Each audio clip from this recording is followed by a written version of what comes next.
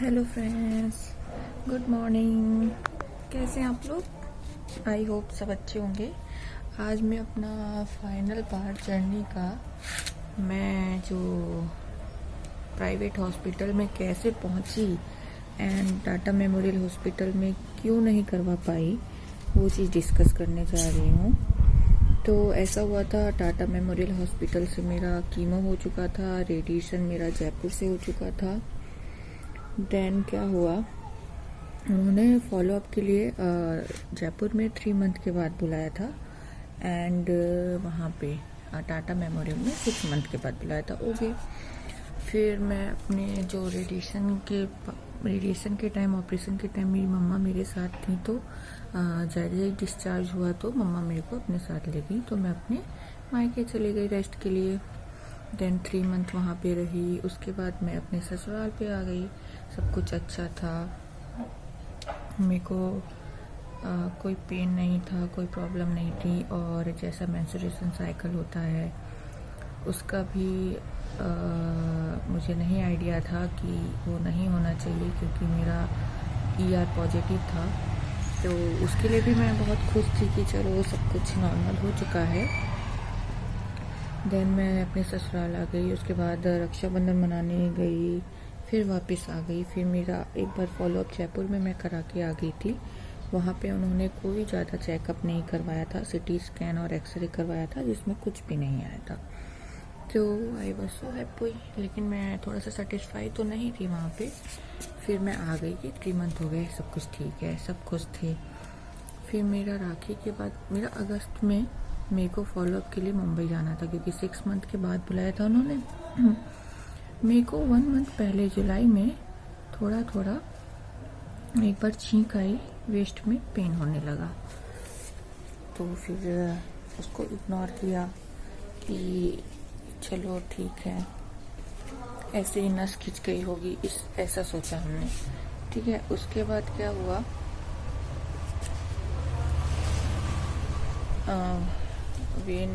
Waste में pen हुआ तो हमने नस डॉक्टर के पास गए, उन्होंने मेडिसिन दी, शायद पेन किलर होगा, तो वो थोड़ा सा रिलीफ मिल गया हमको। उसके बाद क्या हुआ, नस जो खींचते हैं उन लोग के पास भी हम गए, मेरे मदर इन लॉ लेके गई मुझे, बट वहाँ पे कोई रिलीफ नहीं मिला। फिर क्या था, पेन इतना ज़्यादा एक्सट्रीम लेवल पे होने लगा था कि मतलब मैं रोज आती थी। फिर एक बार क्या हुआ, एक वेस्ट राइट साइड में था, वेस्ट में पेन ठीक था, लेफ्ट साइड में भी होने लगा। मतलब मैं किसी सहारे से उठ पा रही थी, मैं ऑल टाइम लेटी हुई थी। मेरे को इतना दर्द हो रहा था, मैं आपको बता नहीं सकती थी। तो बहुत ज़्यादा ही पेन था।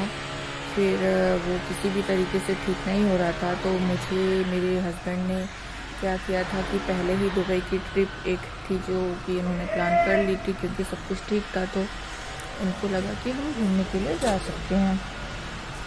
तो हमने प्लानिंग कर ली थी, उन्होंने फिर मुझे सारी प्लानिंग बताई, मैं भी खुश थी। बट जैसे ही पता चला ये पेन है, तो हम दिल्ली की फ़्लाइट लेना थी। दिल्ली की जगह फिर हम वहाँ से मुंबई से हमने सोचा हम ट्रैवल करेंगे, मुंबई के थ्रू चले जाएंगे, पहले फॉलोअप करवा लेते हैं। जैसे ही हॉस्पिटल पहुँचे, वहाँ पे मैं फर्स्ट डे गई, तो डॉक्टर को मैंने बताया कि मेरे पेन है, तो उनका जो फेस एक्सप्रेशन था उससे मुझे समझ में आ रहा था कि कुछ गड़बड़ हो चुकी है। उन्होंने मुझे पैट स्कैन करवाने बोला। उस टाइम पे वहाँ पे पैट स्कैन हो ही नहीं रहा था, तो हमने बाहर ट्राई किया, तो बाहर भी पैट स्कैन कोई नहीं नहीं हमें मिल पाया। और जो बाहर था उसका 25,000 के समथिंग था। तो और टाटा मेमोरियल हॉस्पिटल में अवेलेबल नहीं था। टाटा में ही एक और कोई ब्रांच है, वो मुझे याद नहीं आ रही, वहाँ पे हमारा पैट स्कैन का अपॉइंटमेंट हमको मिला और हमको पैट स्कैन बताया गया।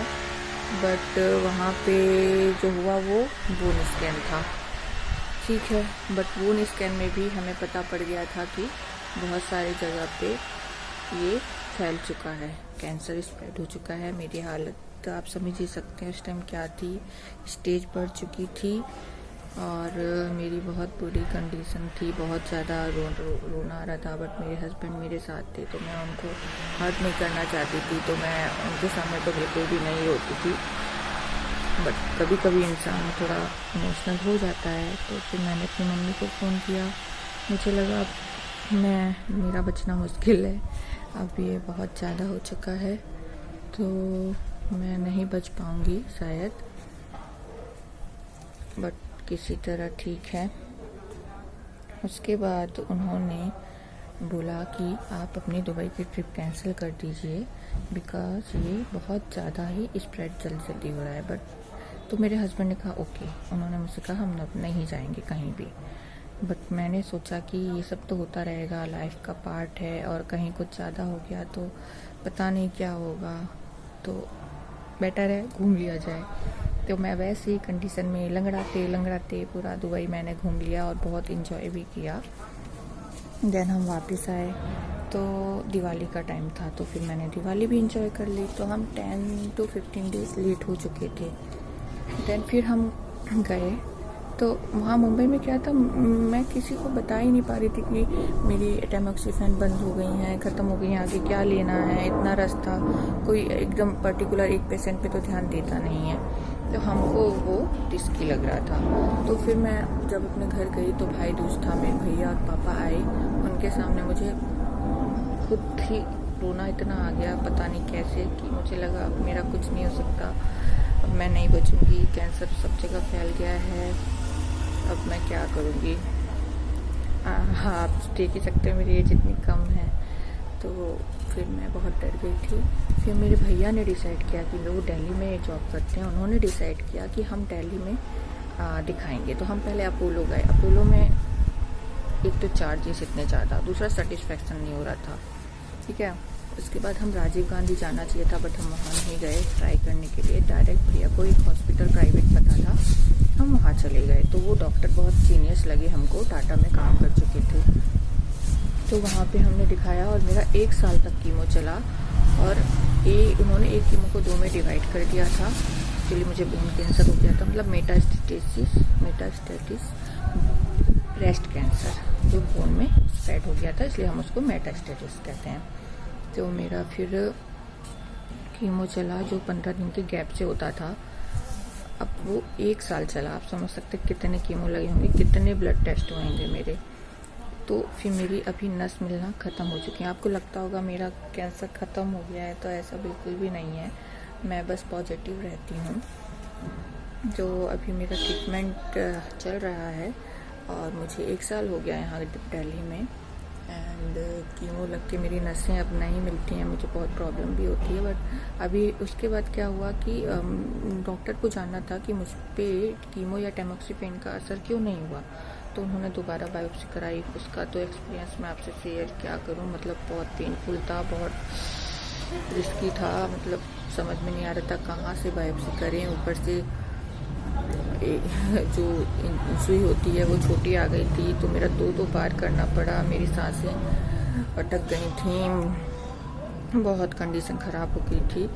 फिर वो बायोप्सी हुई तो पता चला कोई ऐसी चीज़ है, कोई ऐसा लिक्विड या कुछ है जिसकी वजह से जो कीमो है, कैंसर जहाँ पे है वहाँ तक पहुँच नहीं पाता है, जिसकी वजह से मुझ पे असर नहीं हो पा रहा था। तो उसके लिए उन्होंने एक ओरल मेडिसिन थी, उसका नाम सजेस्ट किया, बट उसके ट्रायल में पता चला कि वो कम एज वालों को नहीं दे सकते हैं, तो वो मेरे लिए नहीं थी। और वो फ्री में मिल सकती थी बट नहीं मिल पाई हमको। उसके बाद मेरा कीमो चल ही रहा था, मैं बहुत ज़्यादा परेशान हो रही थी। कीमो से मैं परेशान नहीं हो रही थी, मैं परेशान हो रही थी मेरी नसें नहीं मिल रही थी, तो उसका ज़्यादा प्रॉब्लम हो रहा था कि कहीं भी कुछ भी 2-3 बार पिक करने के बाद मिलती थी, तो उसमें बहुत दिक्कत आ रही थी। मैंने बोला कोई सर प्लीज़ मेडिसिन देखिए, तो वो मेडिसिन इसलिए नहीं दे रहे थे क्योंकि पर मंथ का 1 लाख का मेडिसिन था वो, पर हमने फिर भी बोला प्लीज़ मेडिसिन देखिए। तो उन्होंने वो पहले पल्बोसिक्लिब मेडिसिन होती है 125 mg की मेडिसिन उन्होंने पहले दी, वो मेरे को सूट नहीं की, मेरी प्लेटलेट बहुत डाउन हो गई, WBC डाउन हो गई, तो वो मेरे को उससे कम की डोज उन्होंने बोली 100 mg की, तो वो मैंने खाई, 2 मंथ से ले रही हूँ। उसके बाद उन्होंने बोला है कि पैट स्कैन होगा, और हाँ, जो कीमो के बाद पैट स्कैन हुए थे उसमें ये क्लियर हो गया था कि मेरी बॉडी में जो बहुत जगह स्प्रेड हो गया है बोन में, वो ख़त्म हो चुका है और सिर्फ एक बोन पे बाकी है। तो कितनी खुशी हुई होगी हमको। और जो है उसके बाद में पल्बू सिकलिप का ये था कि 1 लाख पर मंथ था। हमने बहुत सारे NGO से कांटेक्ट किया क्योंकि हमारी इनकम इतनी नहीं है कि हम पर मंथ दे पाएँ, तो बट कोई हेल्प नहीं कर पा रहा था क्योंकि हमारी इनकम इतनी कम भी नहीं है कि वो हेल्प कर पाएँ। PM सहायता कोष से भी कोई सहायता नहीं मिल सकती थी क्योंकि हम बीच में फंस चुके थे, ना हमारी इनकम ज़्यादा थी ना कम थी। तो किसी हाउ आप समझते हैं जॉइंट फैमिली है, सब हेल्प करते हैं, तो सब मिलके ये चीज़ करवा रहे हैं कि 1 लाख पर मंथ की मेडिसिन लगती है, प्लस मुझे हर मंथ बोन का इंजेक्शन लगवाने जाना पड़ता है 25,000 के समथिंग उसमें खर्चे होते हैं। अभी भी ये सब चल रहा है, परेशानियाँ बहुत सारी हैं और आई होप कि ये मेडिसिन सूट कर जाए। उसके लिए अभी पेट स्कैन होगा, उसमें हमें पता पड़ेगा। आप लोगों की भी मेरे साथ हूँ तो शायद ये सूट कर जाएगी। तो मुझे ये जब तक सूट करेगी तब तक ये मेडिसिन के खा के मैं अपना लाइफ के थोड़े साल इंक्रीज़ कर सकती हूँ। और बस यही है कि आपकी फैमिली का सपोर्ट हो, आपको गॉड पे फेथ हो तो सब कुछ सही हो जाता है। तो मेरा यही था, पॉजिटिव थी, मेरे साथ सब लोग थे, मेरे गॉड पे विश्वास था और मैं एक्सरसाइज डेली करती हूँ, मैं अच्छा खान पीन रखती हूँ और मुझे अच्छे से रहना अच्छा लगता है, तो वैसे सबको रहना चाहिए। और बस आप फॉलोअप डेली लेते रहिए। मुझे यही लगता है कि गवर्नमेंट में आप पे पूरा ध्यान नहीं दे पाते हैं, तो प्राइवेट में पर्टिकुलरली आप पे ध्यान दिया जाता है, बट उसके लिए थोड़ी सी पैसे का थोड़ा होना चाहिए क्योंकि डॉक्टर्स हैं, हॉस्पिटल है, वहाँ पैसे तो खर्च करने ही पड़ेंगे, आप बच नहीं सकते हैं। इवन मेरा तो कोई मेडिकल भी नहीं है जो मुझे थोड़ा सा रिलीफ मिले, बट इट्स ओके। तो आपको अगर कुछ भी पूछना हो तो आप प्लीज़ कमेंट करिए, मेरा वीडियो प्लीज़ शेयर करिए और आप अपना भी ध्यान रखिए, अपने चाहने वालों का भी ध्यान रखिए। Thank you so much friend, take care, bye bye.